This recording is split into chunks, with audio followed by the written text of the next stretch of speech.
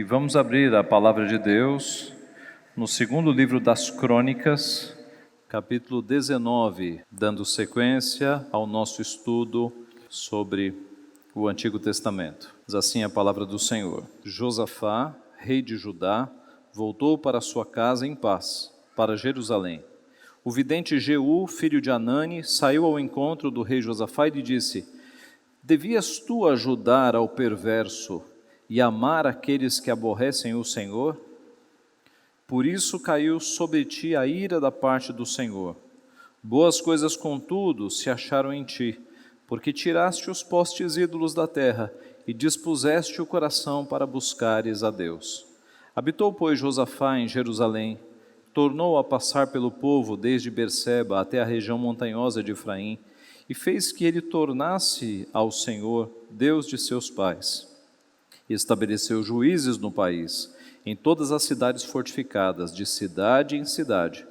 Disse aos juízes: Vede o que fazeis, porque não julgais da parte do homem, e sim da parte do Senhor, e no julgardes, ele está convosco. Agora, pois, seja o temor do Senhor convosco. Tomai cuidado e fazei-o, porque não há no Senhor nosso Deus injustiça, nem parcialidade, nem aceita ele suborno. Também, depois de terem voltado para Jerusalém, estabeleceu aí Josafá alguns dos levitas e dos sacerdotes e dos cabeças das famílias de Israel, para julgarem da parte do Senhor e decidirem as sentenças contestadas. Deu-lhes ordem, dizendo: Assim andai no temor do Senhor, com fidelidade e inteireza de coração. Toda vez que vier a vós outros sentença contestada de vossos irmãos que habitam nas suas cidades, entre sangue e sangue, lei e mandamento, estatutos e juízos, admoestai-os que não se façam culpados para com o Senhor, para que não venha grande ira sobre vós e sobre vossos irmãos. Fazei assim e não vos tornareis culpados. Eis que Amarias, o sumo sacerdote, presidirá nas coisas que dizem respeito ao Senhor, e Zebadias, filho de Ismael, príncipe da casa de Judá, nas que dizem respeito ao rei. Também os levitas serão oficiais à vossa disposição. Sede fortes no cumprimento disto, e o Senhor será com os bons. Vamos orar mais uma vez. Pai Santo, te louvamos pela riqueza que é a tua palavra. Te louvamos pela atualidade da tua lei.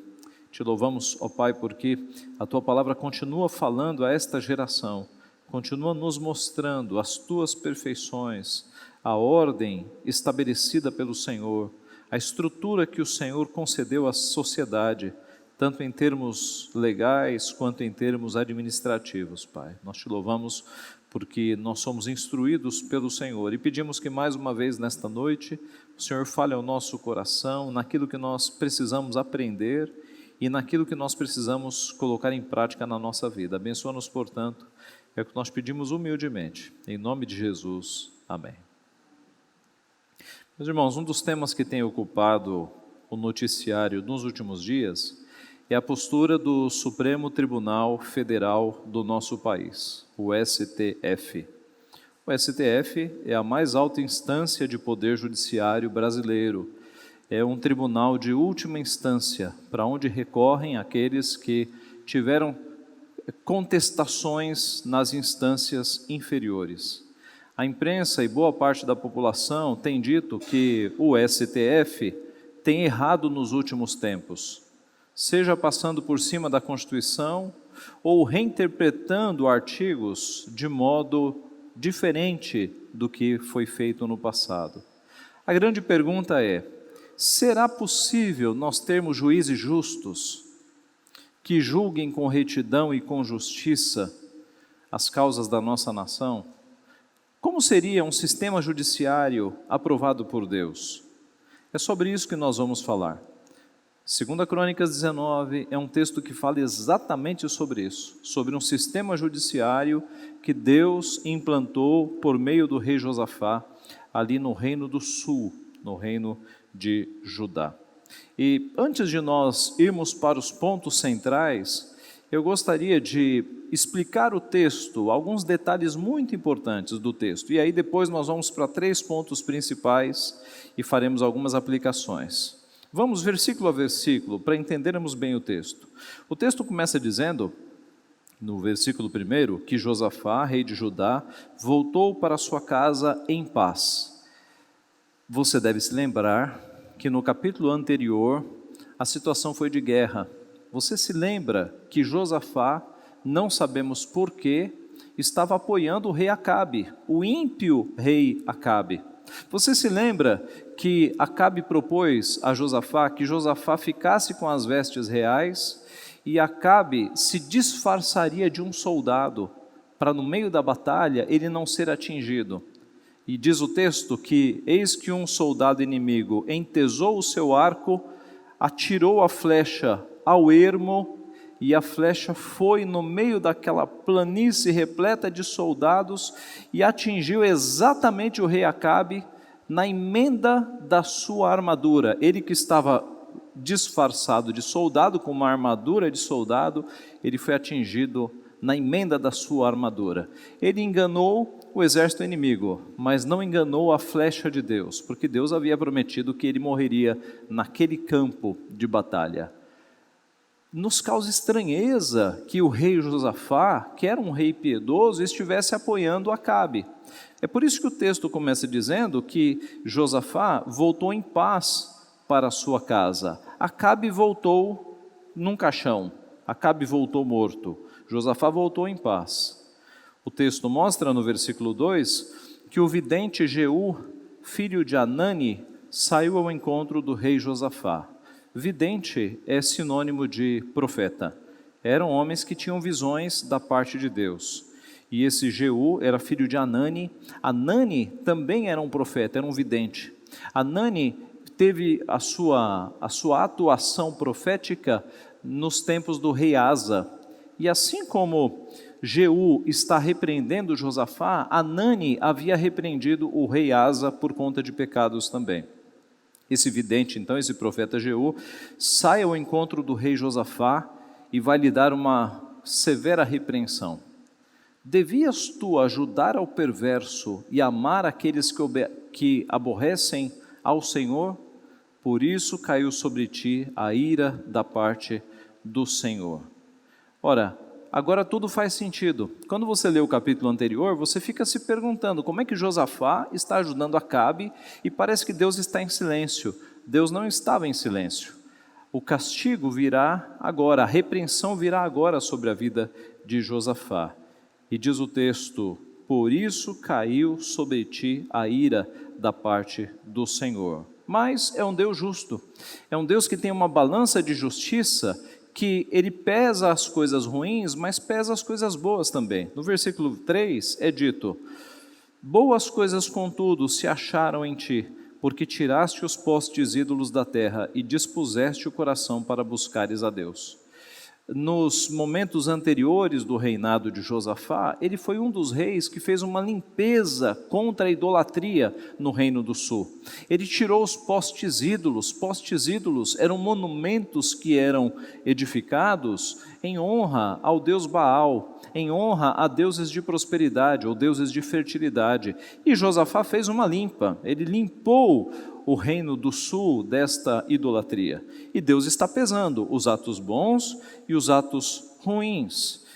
E essa repreensão do profeta sobre Josafá produziu resultados. Veja, meus irmãos, lembre-se do capítulo anterior, em que Acabe foi algumas vezes confrontado por profetas, mas ele nunca voltou atrás, ele nunca se arrependeu.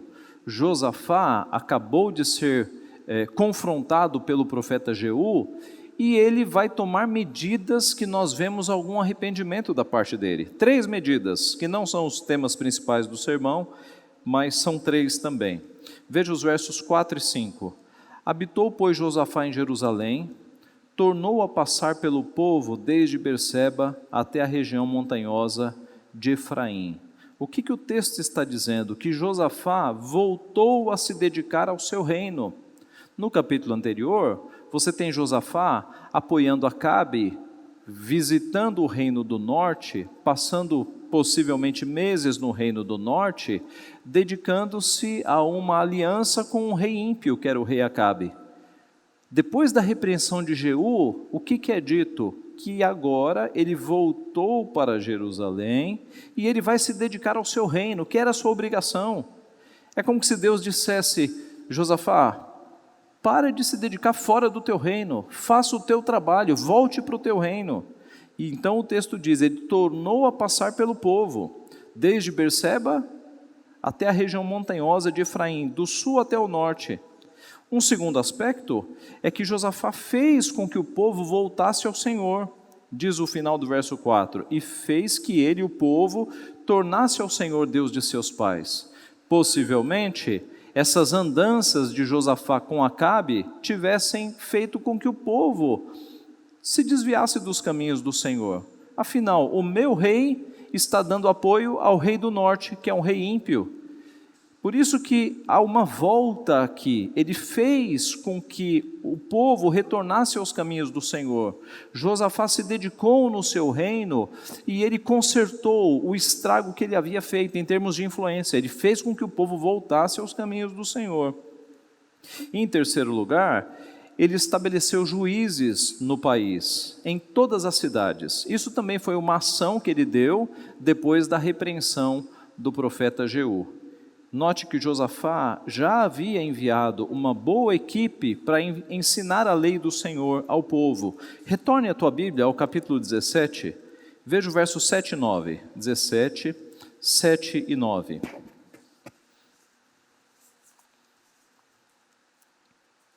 (17, 7 e 9) diz assim: No terceiro ano do seu reinado, enviou ele os seus príncipes, Ben-Rail, Obadias, Zacarias, Natanael e Micaías, para ensinarem na cidade de Judá, e com eles os levitas, Semaías, Netaías, Zebadias, Azael, Semiramote, Jonatas, Adonias, Tobias, Tobi-Adonias, e com estes levitas, os sacerdotes Elisama e Jeorão, ensinaram em Judá, tendo consigo o livro da lei do Senhor, percorriam todas as cidades de Judá e ensinavam ao povo.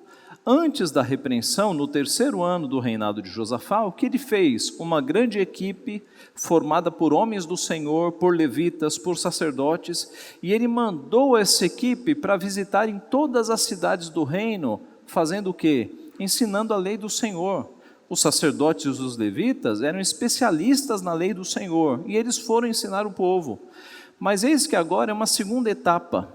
Agora ele vai mandar juízes, porque o povo estava ensinado, mas as demandas e as correções e as repreensões eram necessárias. E agora ele vai mandar juízes, e ele vai criar um sistema judiciário no seu reino. E como é que consiste este sistema que ele criou aqui? Primeiro, ele coloca juízes em todas as cidades, versículo 5. Segundo, ele cria um tribunal superior para os recursos, para as sentenças contestadas, como é dito no versículo 8.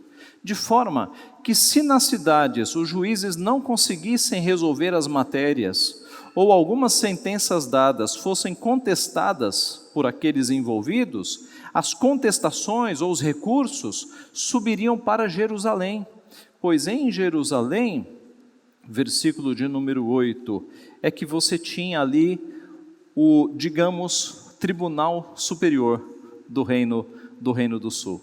É ali que ficavam aqueles que dariam a palavra final. Mas um terceiro passo, ele cria como que dois ministros, um para cuidar da vida religiosa, a igreja, e outro para cuidar da vida civil, o Estado. Isso está no versículo 11. Eis que Amarias, o sumo sacerdote, presidirá nas coisas que dizem respeito ao Senhor, vida religiosa, e Zebadias, filho de Ismael, príncipe da casa de Judá, nas que dizem respeito ao rei, aos assuntos reais estatais. Esse é o sistema, então, em todas as cidades juízes, em Jerusalém, um tribunal de recurso superior para julgar as sentenças contestadas e, acima de todos, dois homens, um para presidir sobre assuntos eclesiásticos e outro para presidir sobre assuntos civis, assuntos do Estado. E é aqui que nós chegamos ao nosso ponto inicial. Como seria um sistema judiciário aprovado por Deus? Em primeiro lugar, e agora vamos aos nossos pontos principais. Em primeiro lugar, seria um sistema em que os juízes reconhecem que são ministros de Deus. Um sistema em que os juízes reconhecem que eles são ministros de Deus, são servos de Deus. Não estão lá para cuidar dos seus interesses, mas estão lá para cuidar dos assuntos de Deus. Versículo 6.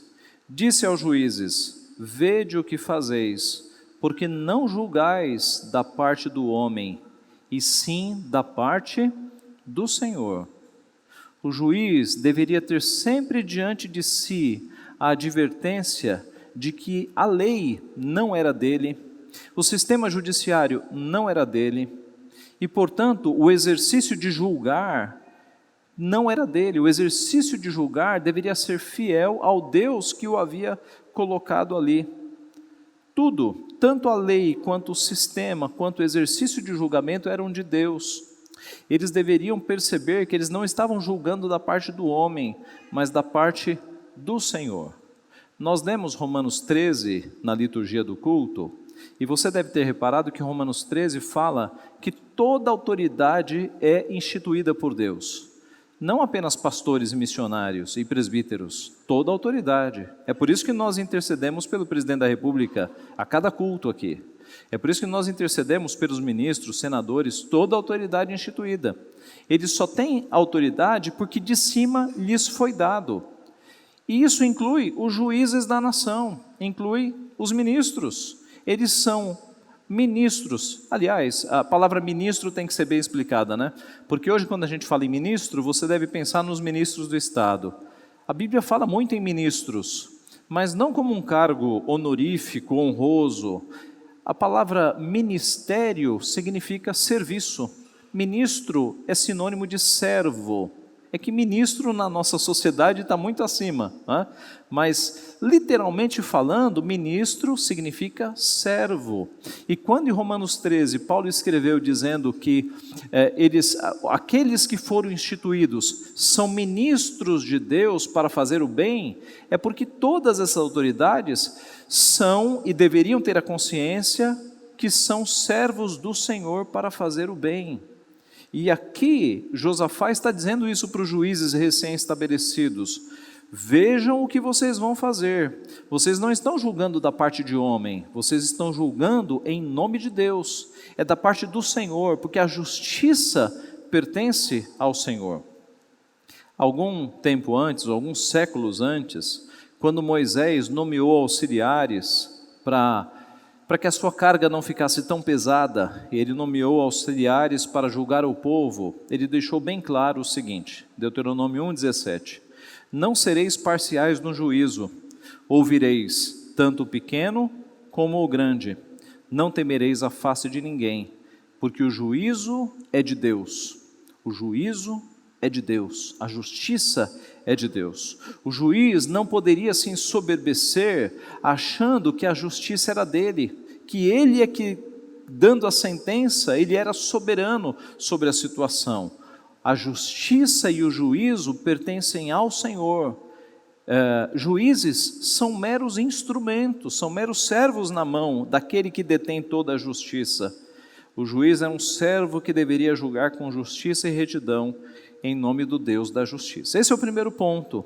Num sistema judiciário aprovado por Deus, os juízes reconhecem que eles não estão lá para fazer a sua vontade, mas estão lá para serem ministros de Deus, servos de Deus. Segundo, em um sistema judiciário aprovado por Deus, nós teríamos então, além de juízes que reconhecem que são ministros de Deus, segundo, juízes que temem ao Senhor. Juízes que temem ao Senhor. Veja o versos 6 e 7. Disse aos juízes: vede o que fazeis, porque não julgais da parte do Senhor, e sim da parte, não julgais da parte do homem, e sim da parte do Senhor. Agora, e no julgardes, ele está convosco. Agora, pois, seja o temor do Senhor convosco. especialmente essa primeira parte, e no julgardes, ele está convosco. Aqui, esse ele está convosco pode nos dar uma impressão de que Deus está ajudando. Olha, fica tranquilo que Deus está ajudando. Mas aqui, da forma como foi escrito lá no hebraico, dá um tom ameaçador. É como que se dissesse, ele está sobre você, ele está de olho. As vistas de Deus estão sobre vocês. E é por isso que na sequência vem: agora, pois, seja o temor do Senhor convosco. Então, os juízes que foram recém-estabelecidos aqui, eles deveriam temer ao Senhor, porque Deus estava de olho nos julgamentos. O temor de Deus deveria estar no coração desses juízes, para que eles temessem errar, para que eles julgassem com justiça, para que eles não aceitassem suborno, para que eles não favorecessem os mais ricos, para que eles não agissem com parcialidade. Os juízes deveriam se lembrar que quando eles estavam julgando, Deus estava observando o comportamento deles. Quando os simples funcionários estão trabalhando sob vigilância, a tendência é que eles trabalhem corretamente. Estes juízes estariam embaixo dos olhares do Senhor para fazer a justiça com retidão, para não entortar a justiça do Senhor. Bem antes deste período, na época de Samuel, Samuel foi um exemplo de juiz que temeu a Deus, que andou nos caminhos do Senhor. Samuel é considerado o último dos juízes, do período dos juízes. Salomão também. Aliás, naquele episódio das duas prostitutas que aparecem diante do tribunal de Salomão, e naquela época não havia juízes, né? Salomão era o rei que julgava as causas, e essas duas prostitutas aparecem lá com uma criança, e uma criança viva, porque uma das prostitutas disse que à noite a criança da outra morreu, e ela trocou os bebês. E agora Salomão está diante de duas mulheres, cada uma dizendo que o filho é seu. Salomão, com grande sabedoria, diz ao seu soldado: pegue a espada e divida a criança ao meio, e dê metade para cada uma. Imediatamente, a que havia perdido o seu filho, ela diz: nem para mim, nem para você, que seja dividido. Mas o coração de mãe se levanta na mãe verdadeira e ela diz: não mate a criança, dê para ela então, dê para ela. E aí Salomão diz: entregue a criança para essa é a mãe. Diz o texto lá na narração deste fato, que todo Israel ouviu a sentença que o rei havia proferido, e todos tiveram profundo respeito ao rei, porque viram que havia nele a sabedoria de Deus para fazer justiça. Havia em Salomão a sabedoria de Deus para fazer justiça. Primeiro livro dos Reis, capítulo 3. Então, meus irmãos, um juiz aprovado por Deus é um juiz que teme ao Senhor, assim como Salomão temeu nos seus julgamentos, e Samuel também.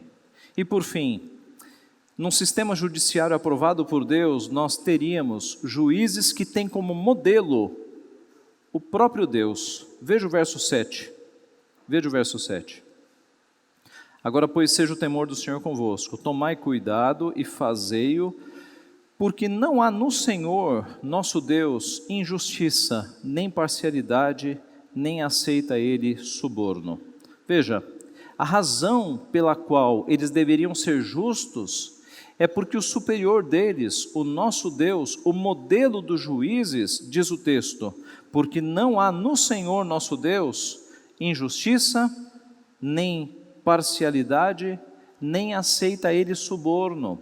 O juiz supremo é um juiz perfeito, não há nele injustiça, parcialidade e não aceita Ele suborno. Em algumas versões, na Revista e Corrigida, não aceita Ele presentes, né? Que equivale um juiz aceitando presentes para favorecer alguém. Então, esse é o ponto. Deus é o modelo de um juiz perfeito, e esses juízes deveriam ter Deus como modelo. A Bíblia diz que Deus é o juiz de toda a terra, em Gênesis 18, 25. Os salmistas disseram que o Senhor é justo, Ele ama a justiça, os retos lhe contemplarão a face, Salmo 11, 7. Que justiça e direito são o fundamento do seu trono. Graça e verdade precedem, Salmo 89, 14. Dizem que és rei poderoso que ama a justiça, tu firmas a equidade, executas o juízo e a justiça em Jacó, Salmo 99, 4. Moisés disse em Deuteronômio 10, 17, o Senhor vosso Deus é o Deus dos deuses e o Senhor dos senhores, o Deus grande, poderoso e temível, que não faz acepção de pessoas e nem aceita suborno. Olha aqui o juiz perfeito, ele não faz acepção de pessoas, ele não aceita suborno. Assim é que os juízes recém-instalados deveriam olhar para esse juiz perfeito como um padrão de juízes que não fazem justiça, não agem com parcialidade nem aceitam suborno. Aliás, no Salmo 82 é muito interessante, porque os juízes e os magistrados são chamados de deuses no Salmo 82. Abra lá. Salmo 82.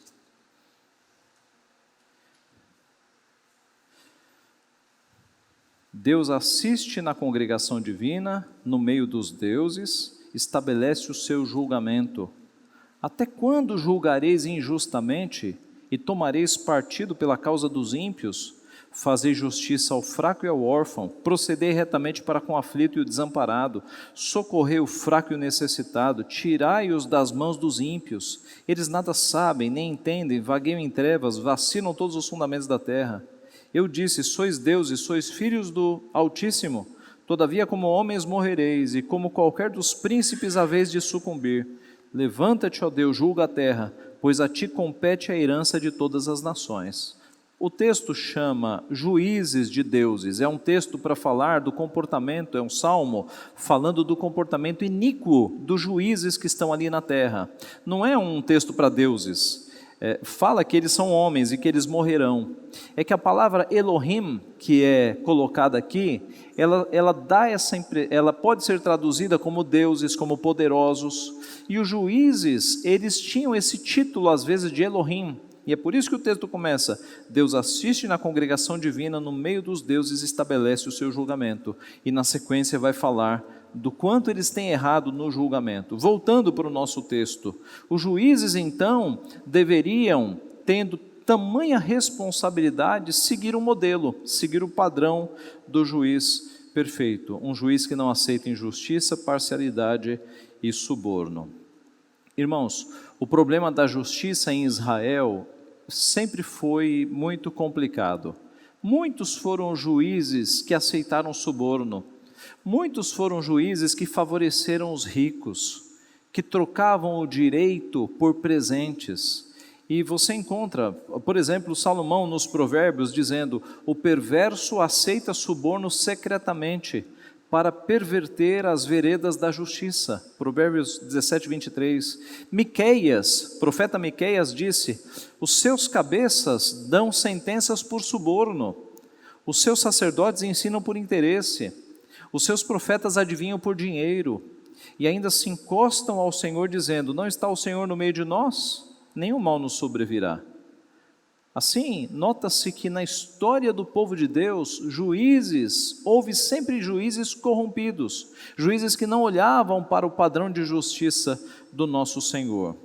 Voltando ao nosso texto, no versículo 10, há uma forte advertência: os juízes não deveriam julgar mal, porque isso faria deles culpados perante o Senhor. Veja que interessante. Hoje, quando um juiz no nosso país julga mal, é apenas uma sentença que ele deu. Ele não é culpado por interpretar de uma forma diferente um artigo da lei. Mas em Israel, Deus está avisando: se vocês julgarem errado, vocês serão culpados diante de mim. Não ficava de graça um julgamento errado que prejudicasse pessoas. Veja o versículo 10. Toda vez que vier a vós outros sentença contestada de vossos irmãos que habitam nas suas cidades, entre sangue e sangue, o que é isso? Sentença contestada entre sangue e sangue. É o sangue do que morreu e o sangue de quem matou, porque ele será punido com pena de morte. Então por isso que é sangue e sangue. Sentença contestada. Ele matou, mas ele está sendo julgado, né? Alegando talvez inocência porque foi sem dolo, né?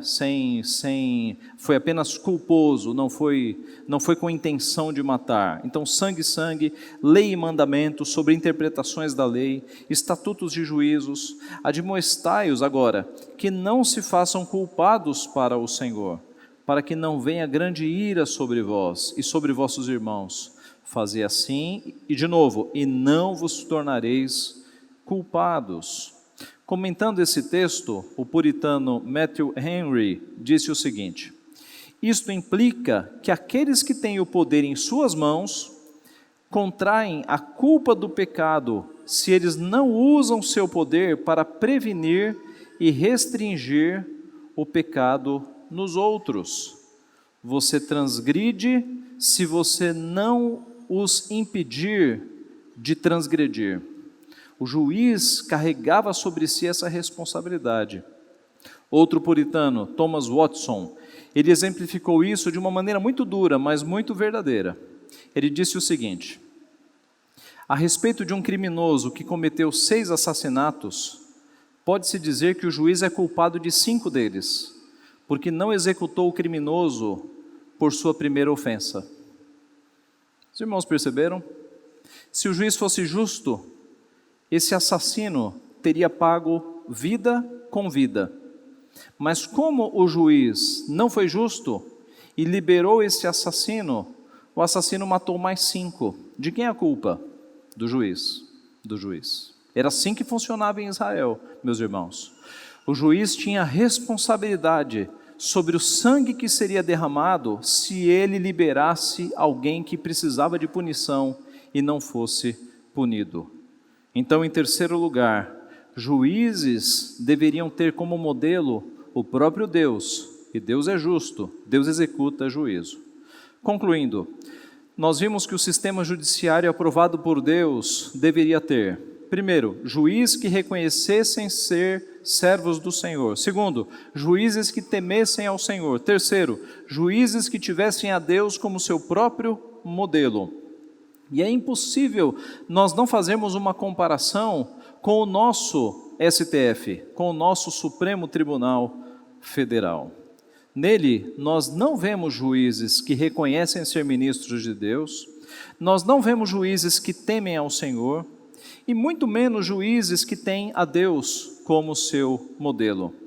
E é por isso, meus irmãos, que o nosso país está cada vez mais distante das leis do Senhor e cada vez com uma justiça mais torta. A ideia de um Estado laico tem produzido um país cada vez mais afastado das Escrituras, cada vez mais longe dos princípios de Deus. Essa ideia de Estado laico é politicamente correto, meus irmãos. Deus fez leis para que as leis dirigissem as nações. E cada vez que nós dizemos Estado laico, não temos nada a ver com as leis do Senhor, a sociedade se afasta cada vez mais da perfeita lei do Senhor. Algumas aplicações. Primeira, lá no comecinho do texto, o profeta Jeú disse para o rei Josafá: perguntou, devias tu ajudar o perverso e amar aqueles que aborrecem ao Senhor?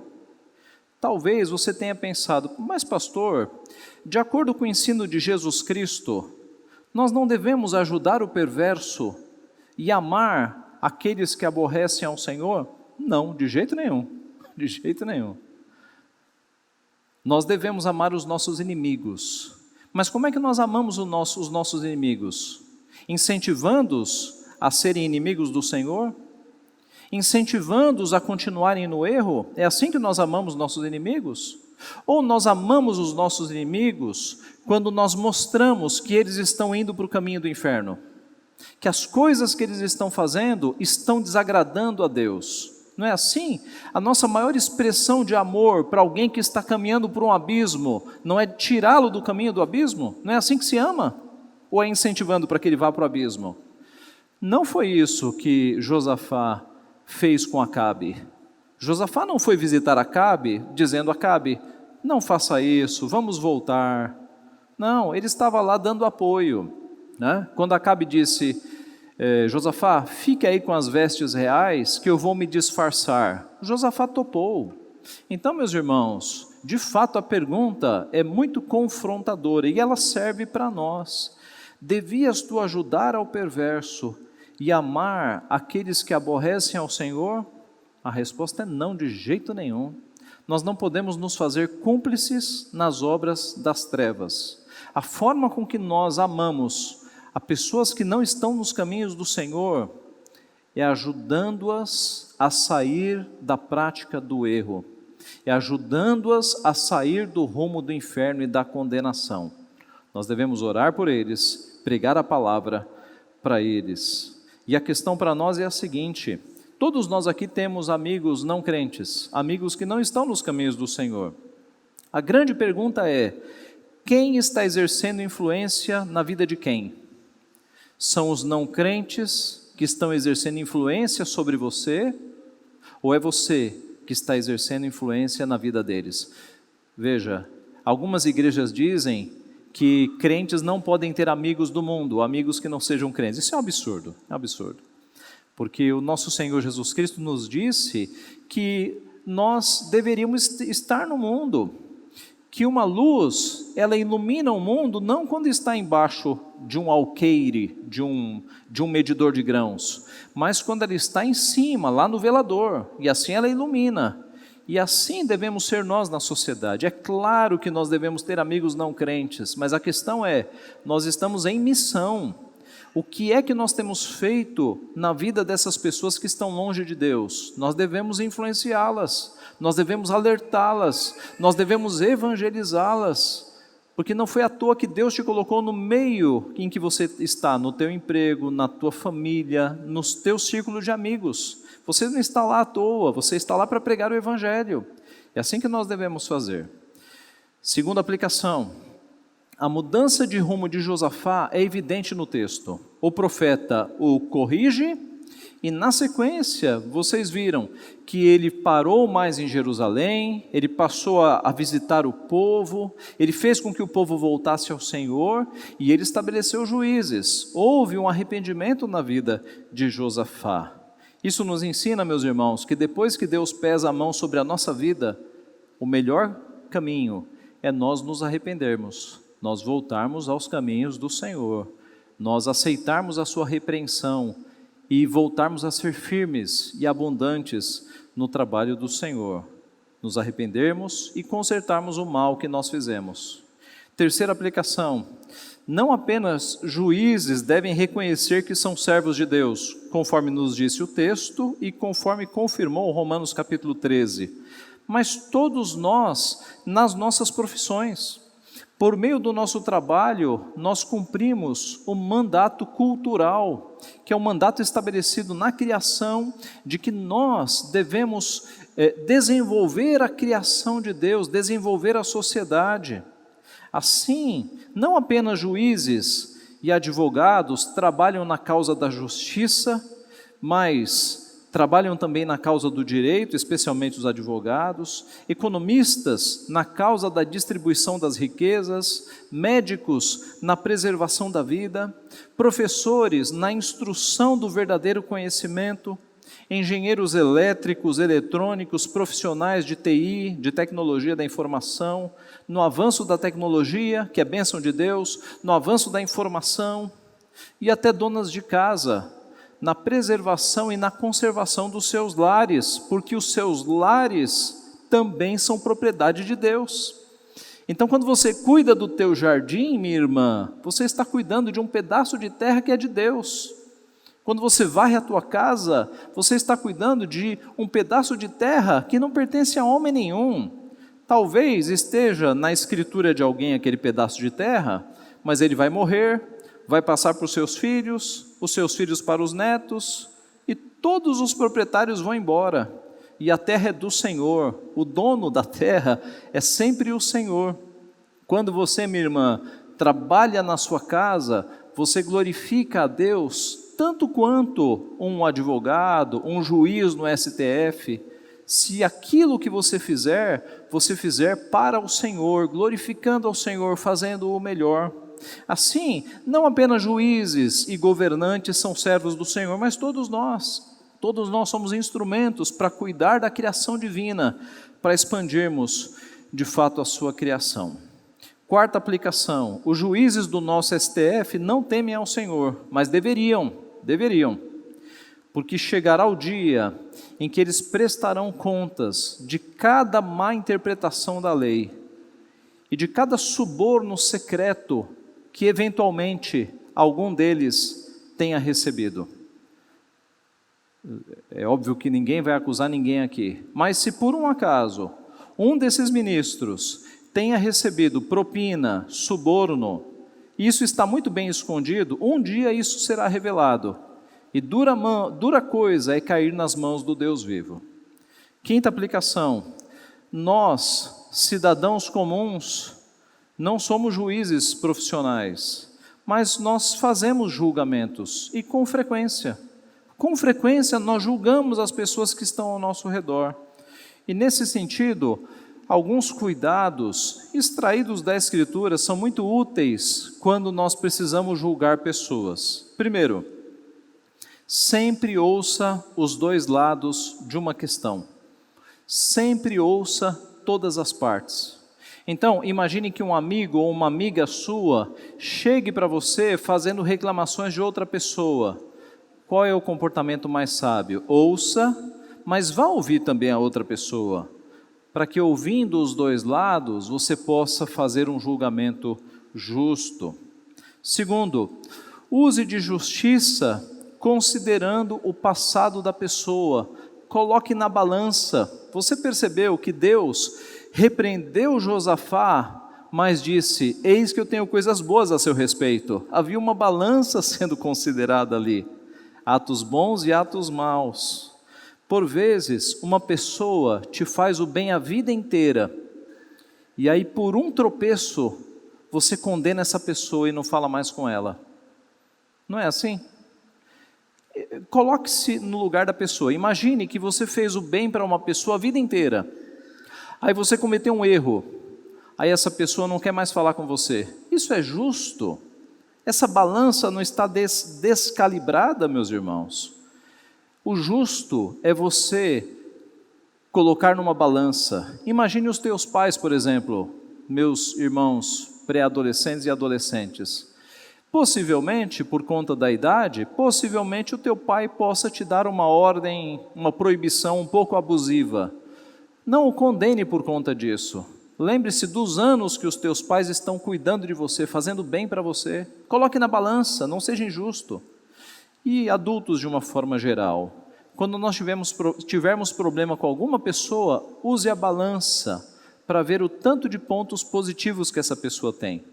Alguns de vocês devem se lembrar, alguma vez que vocês fizeram algo e vieram me pedir perdão, muito provavelmente eu tenha dito: você tem muitos créditos, fique tranquilo. Porque, meus irmãos, nós somos falhos mesmo, nós tropeçamos, nós erramos, mas nós não podemos ser injustos em desconsiderar dezenas de atos de bondade por conta de uma falha. Você tem que colocar na balança.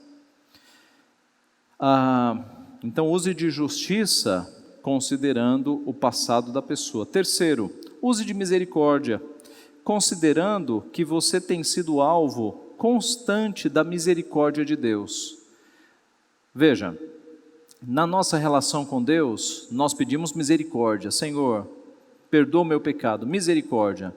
Mas às vezes nós somos tão duros com quem tropeça na nossa vida, com alguém que pisa no nosso pé. Então, para Deus nós pedimos misericórdia, mas ai daquele que pisar no meu calo. Eu não perdoo, comigo é assim, não tem perdão. Irmãos, isso está errado. Nós temos um Deus tão perdoador, tão gracioso. Como é que nós recebemos centenas de atos de perdão de Deus? E quando alguém com um deslize nos pede perdão, nós negamos perdão. Como é que nós fazemos a oração do Pai Nosso? Perdoa as nossas dívidas, assim como nós temos perdoado os nossos devedores. Há uma condicional. É uma oração perigosa. Senhor, me perdoa do mesmo jeito que eu perdoo o meu vizinho que varre o lixo aqui para minha frente. Me perdoa do mesmo jeito. É uma oração perigosa. Jesus Cristo, certa vez, contou a parábola do credor incompassivo. E o espírito é esse, né? Um homem que teve uma dívida imensa perdoada, e quando chegou um servo com uma dívida muito menor, ele falou, não vou perdoar, vai para a cadeia e vai ficar lá até pagar o último centavo.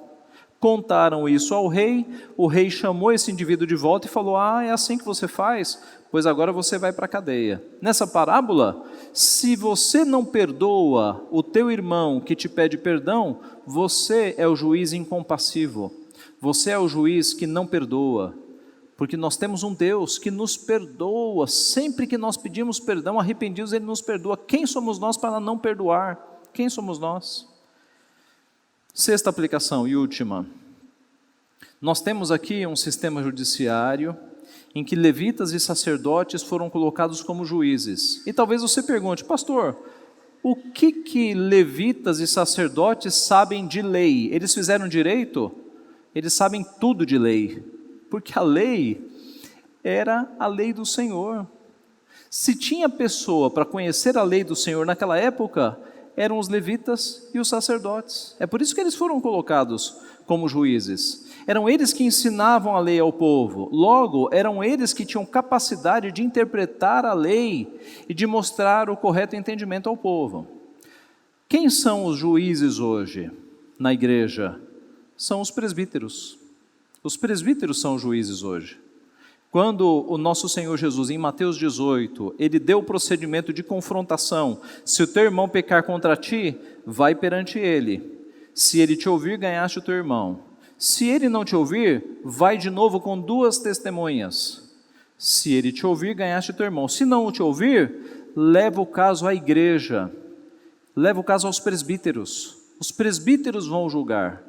Na mesma linha de pensamento, o apóstolo Paulo escreveu 1 Coríntios capítulo 6. Lá ele diz, aventura-se porventura algum de vós a levar diante de tribunal de incrédulos as coisas do Senhor? O que estava acontecendo? Tinha crente da igreja levando para a justiça comum outro crente, processando outro crente na justiça comum.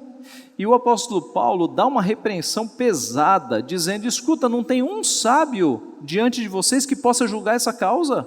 Agora vocês vão levar assuntos da igreja diante de incrédulos, para vergonha nossa, para que juízes incrédulos digam, olha os crentes aí brigando entre si. Então o apóstolo Paulo diz, nós temos os nossos tribunais, nós temos os nossos sábios, porventura não ignorais que nós julgaremos os anjos, quanto mais as coisas pequenas.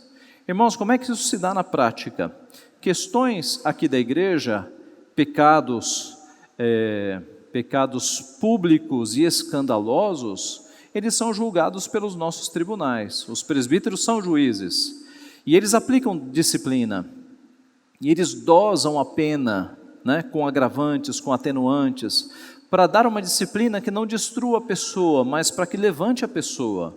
Então, se um dia você passar por algo assim, não se revolte, aceite a disciplina do Senhor, porque presbíteros da igreja aplicam disciplina para aproveitamento, para correção, para o teu bem, não se revolte. Se por um acaso, um dia, um membro da tua família for passar por uma disciplina e você se revoltar, saiba que você está indo contra Deus. Porque, meus irmãos, pecados que escandalizam o nome de Cristo têm que ser tratados, têm que ser disciplinados. Então, apoie o conselho nessas decisões de disciplinar pessoas que são crentes, mas não estão agindo como crentes, estão escandalizando o nome de Cristo. Apoie, porque isso vem de Deus. Porque o nosso Senhor Jesus nos disse que quando 2 ou 3 se reunirem, eu estaria ali no meio deles. E Jesus não estava falando de culto, nem de reunião de oração, sabia? Ele estava falando de disciplina. Porque na sequência ele diz que tudo que for ligado na terra, será ligado no céu. E tudo que for desligado na terra, será desligado no céu. Ele estava falando de exclusão de membros. Ele estava falando de disciplina de fato. Então, hoje, aqueles que julgam os juízes, continuam a ser os presbíteros da igreja. Eles julgam causas religiosas, mas também julgam causas civis. E nós já tivemos isso aqui na igreja. Certa vez uma pessoa da igreja chegou em mim e falou: pastor, eu fiz um serviço para tal diácono de uma outra igreja, e esse diácono me deu cheques sem fundo, eu já fui atrás dele, ele disse que não vai pagar, e eu falei: meu irmão, escreve uma carta para o conselho. Ele escreveu a carta para o conselho se comunicou com o conselho daquele diácono, o conselho recebeu a nossa carta, chamou aquele diácono para conversar. O diácono já estava aplicando isso em vários lugares e o conselho disciplinou. Pelo meu conhecimento, ele foi expulso da igreja porque nunca se endireitou. Mas veja, não precisou ir para a justiça comum. Nós temos os nossos tribunais, de forma que se um dia você precisar entrar em alguma demanda com alguém que seja crente, você não precisa ir para a justiça comum. Fale com o conselho da igreja, e o nosso conselho vai atrás, vai falar, seja com o conselho da outra igreja, ou se for outra denominação, com o pastor da outra denominação. Mas não precisa ir para os tribunais seculares, nós temos os nossos tribunais, nós podemos resolver diante da lei do Senhor.